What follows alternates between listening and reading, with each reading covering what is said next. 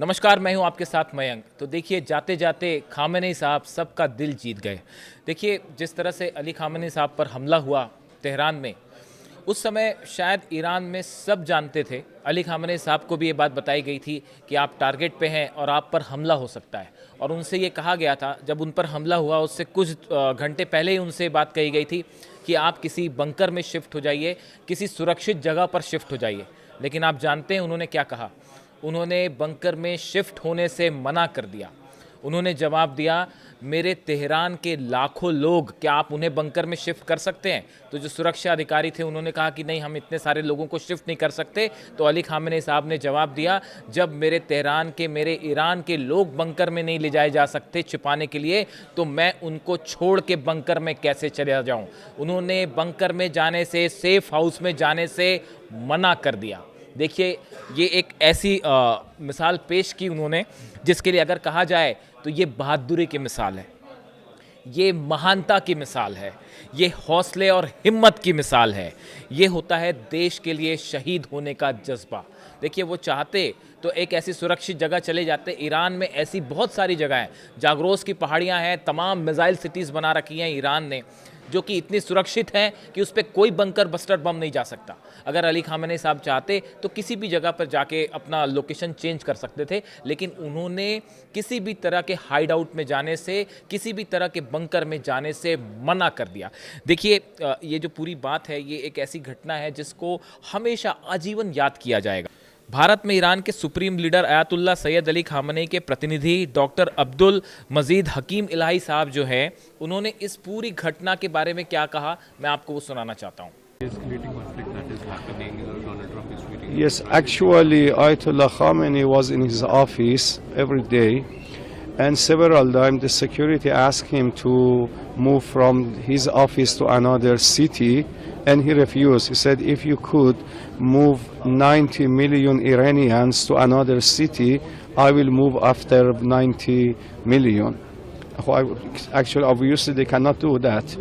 They asked him, we will provide you some basement to be safe for you. Said, if you could provide and build basement for all Iranian, yes, I'm ready also to be after 90 million.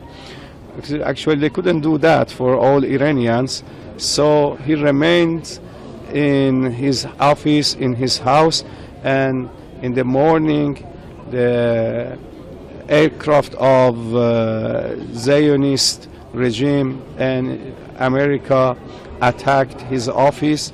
He, with his wife and his daughter-in-law and some of his nephew, passed away and martyred. There is also news that the assassination of the Ahmadinejad, the former president, is also happening. What's your first reaction? Actually, they want to kill every official, Iranian officials, but they have to know that their blood will not stop the way, and their blood will bring a lot of other people, and they will shout up against Zionists, and they will remove them. Now that the leader has been killed, or the assassination attempt that has been made, they have been killed. Now how are things going to unfold for Iran? Actually, now the situation in Iran is settled. It's very good. They are not facing any problem, and they want to bring justice in the regime. And it's very important. The Zionist regime doesn't want that only to attack Iran. After Iran, he will come to other countries. But unfortunately, maybe some people are very simple and they cannot understand the situation. देखिए, तो देखा आपने किस तरह से Ali Khamenei साहब ने जो है वो डरने की बजाय, छिपने की बजाय शहादत को गले लगाना उन्होंने मंजूर किया। देखिए, ये कोई एक मौका नहीं है, ऐसे तमाम एग्जाम्पल्स हैं जो कि अली खामेनी साहब से जुड़े हुए हैं, जो आने वाले दिनों में न सिर्फ ईरान बल्कि पूरी दुनिया के करोड़ों लोगों को जो है वो प्रेरणा देते रहेंगे। जब 12 दिन की जंग हुई थी, उस जंग के दौरान कहा जा रहा था कि वो कहीं छिप गए हैं या इस तरह की बातें हो रही थी। इन सब बातों की धज्जियां उड़ाते हुए उनका खुले में आके नमाज पढ़ना, वो एक ऐसा मौका था जिसे मैं तो कम से कम अपने जीवन में नहीं भूल पाऊंगा। कोई दुनिया का कोई लीडर ऐसा करने की सोच भी नहीं सकता। आज देखिए खबरें आती हैं तो कहा जाता है कि नेतन्याहू जो है वो किसी बंकर में जाके छुप गए हैं क्योंकि प्रोटोकॉल है। और देखिए 12 दिन की जंग के दौरान जब मिसाइल्स बरस रही थी, B-2 बॉम्बर्स हमला कर रहे थे, F-16 जेट्स और F-35 जेट्स हमला कर रहे थे, उस समय खुले में आके नमाज पढ़ रहे थे अली खामनेई साहब। उनका इस तरह से खुले में आके नमाज पढ़ना उस 12 दिन की जंग का टर्निंग पॉइंट था और इस नमाज ने जो है ईरान को जीत दिला दी थी। ऐसे एक नहीं कई एग्जाम्पल्स हैं। उनका हाथ में राइफल लेके आना और लोगों को एड्रेस करना एक मैसेज था कि किसी से भी डरने की ज़रूरत नहीं है, कभी किसी से डरना नहीं है। ये संदेश ऐसा था जो उनकी एक एक स्पीच, उनकी टीचिंग्स पूरे ईरान में जोश भर देती थी और आज भी और हमेशा उनकी जो वीडियोस हैं, उनकी टीचिंग्स हैं, वो हमेशा एक जो है एग्जाम्पल बनी रहेंगी, एक प्रेरणा का स्रोत बनी रहेंगी। देखिए दुनिया के अमेरिका के 7 राष्ट्रपति हुए अलग अलग जिन्होंने अली खामनेई साहब को झुकाने की कोशिश की। आप 1979 की रेवोल्यूशन के बाद से डोनाल्ड ट्रंप तक आप काउंट कर लीजिए सब राष्ट्रपतियों को, कितने टेन्योर्स रहे उनके। 7 राष्ट्रपति जो हैं वो अली खामनेई साहब को नहीं झुका पाए और आखिरी में भी उन्होंने शहादत उनको मंजूर थी लेकिन उन्हें झुकना मंजूर नहीं था। ये हिम्मत थी सुप्रीम लीडर की और ये मिसाल उन्होंने पेश करी है पूरे ईरान के सामने। शायद यही करबला की सीख थी, यही इमाम हुसैन की सीख थी और यही ताकत है ईरान की। आज 10 देशों से अकेला लड़ाई कर रहा है। शायद अली खामनेई साहब की ये जो टीचिंग्स है, उन्होंने जो रास्ता दिखाया है, उसी पर चल के आज ईरान भारी पड़ रहा है, 10 देशों पर अकेला लड़ रहा है। देखिए एक वीडियो सोशल मीडिया पर बहुत ज़्यादा वायरल हो रहा है, वो वीडियो आपने भी देखा होगा। उसमें एक छोटा सा बच्चा जो है वो अली खामनेई साहब के पास आता है, सुप्रीम लीडर के पास आता है और उनसे आके पूछता है कि मैं ईरान के लिए शहीद होना चाहता हूँ।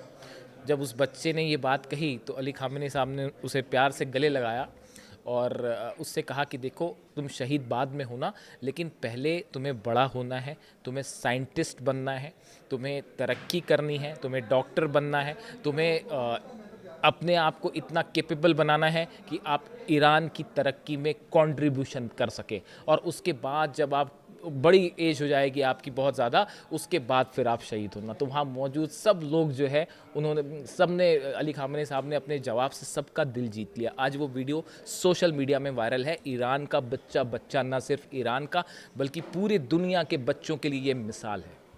मैंने अपने एक वीडियो में पहले भी इस बात को कहा था कि और ईरान की सेना ने भी इस बात को कहा था कि किस बहादुरी के साथ जो है सुप्रीम लीडर शहीद हुए हैं। अपने बच्चों को ये कहानी बताइएगा, ये हकीकत से उनको रूबरू करवाइएगा कि किस बहादुरी से सुप्रीम लीडर आखिरी सांस तक लड़ते रहे। देखिए ऐसे तमाम एग्जाम्पल्स जो हैं वो भरे पड़े हैं। ह्यूमैनिटी की अगर आप बात कर ले, ईरान जब चाहता तब जो है वो एटम बम बना सकता था, जब चाहता तब परमाणु बम बना सकता था, लेकिन अली खामनेई साहब ने कहा कि ये इस्लाम की नीतियों के खिलाफ है। हम कभी वेपन ऑफ मास डिस्ट्रक्शन नहीं बनाएंगे, हम कभी एटम बम नहीं बनाएंगे। और देखिए इस्लामी सिद्धांतों पर वो टिके रहे आखिरी तक और इस्लाम के सिद्धांतों के लिए उन्होंने अपना जीवन भी कुर्बान कर दिया, अपनी जान भी कुर्बान कर दी, लेकिन वो इस्लाम के सिद्धांतों से कभी डिगे नहीं।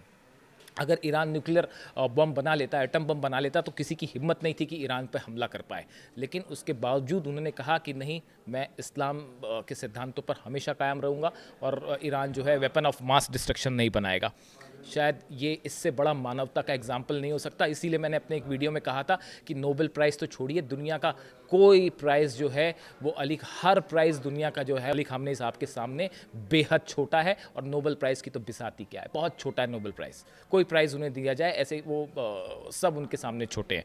देखिए आज जो है अली खामनेई साहब हमारे बीच में नहीं है, लेकिन उसके बावजूद आप देखें जिस तरह से ईरान की सेना ने कहा, ईरान के कमांडर्स ने कहा, अली लारिजानी साहब ने कहा है कि हम जो है वो सुप्रीम लीडर हमारे जो हैं उनके दिखाए रास्ते पर चलते रहेंगे और आखिरी सांस तक जंग जारी रहेगी और किसी सूरत में ईरान सरेंडर नहीं करेगा। शायद ये ताकत, ये हिम्मत, ये हौसला ईरान के सुप्रीम लीडर अली खामेनी साहब से ही वहाँ के कमांडर्स, वहाँ की सेना, वहाँ के लोगों को मिला है। और यही वजह है कि आज देखिए अकेला ईरान इतने देशों पर भारी पड़ता दिखाई दे रहा है। मैं ये वीडियो यहीं ख़त्म करना चाहता हूँ।